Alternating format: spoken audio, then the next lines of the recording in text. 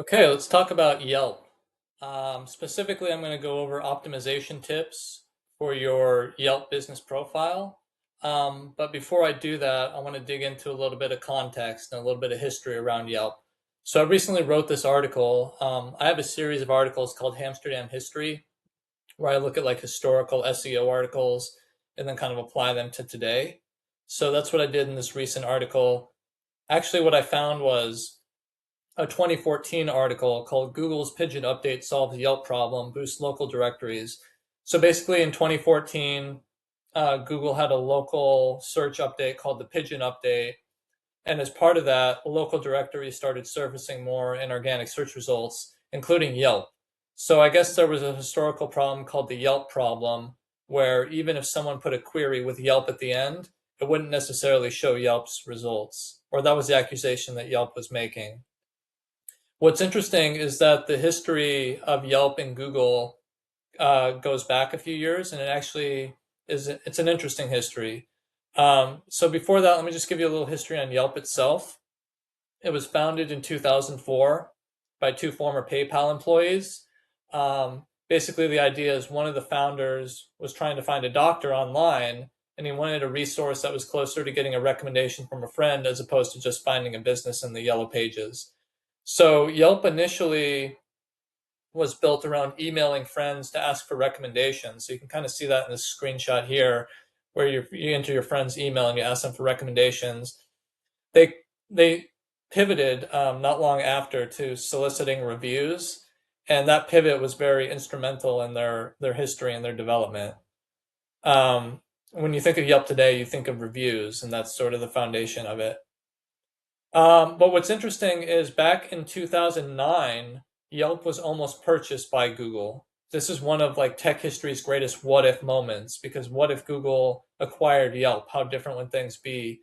So there's been some contentious kind of history between Google and Yelp. So we have the Yelp problem that we talked about in 2014. There was an antitrust lawsuit filed by Yelp against Google in 2024. But I think what's most interesting is that in July of 2026, Yelp engaged in a deal with OpenAI. So this was initially reported by Axios.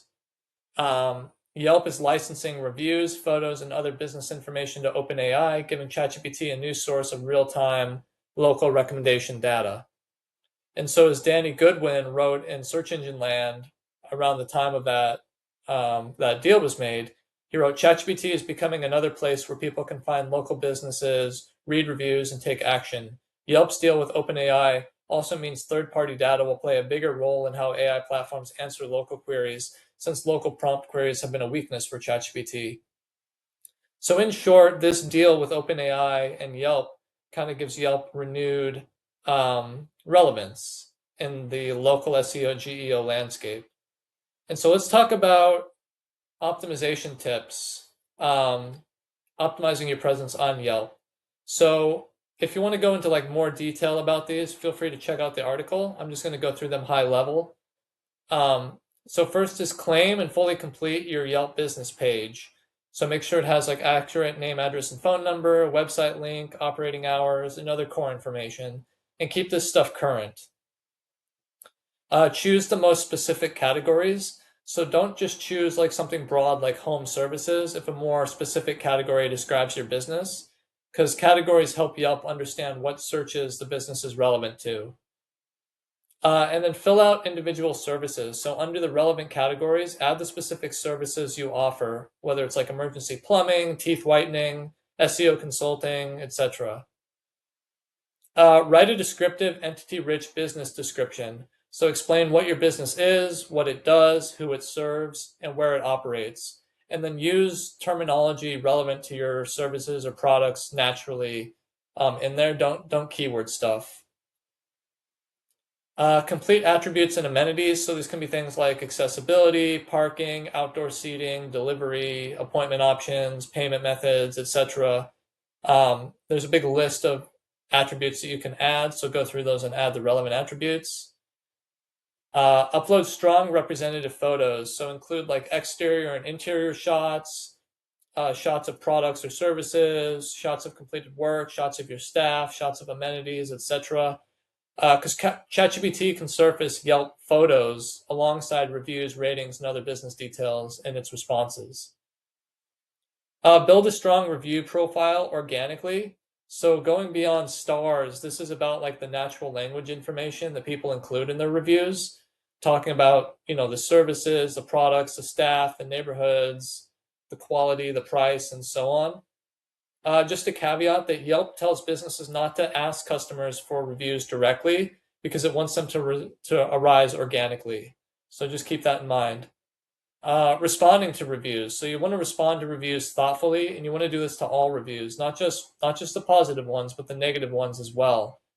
This is about managing your business reputation with potential customers.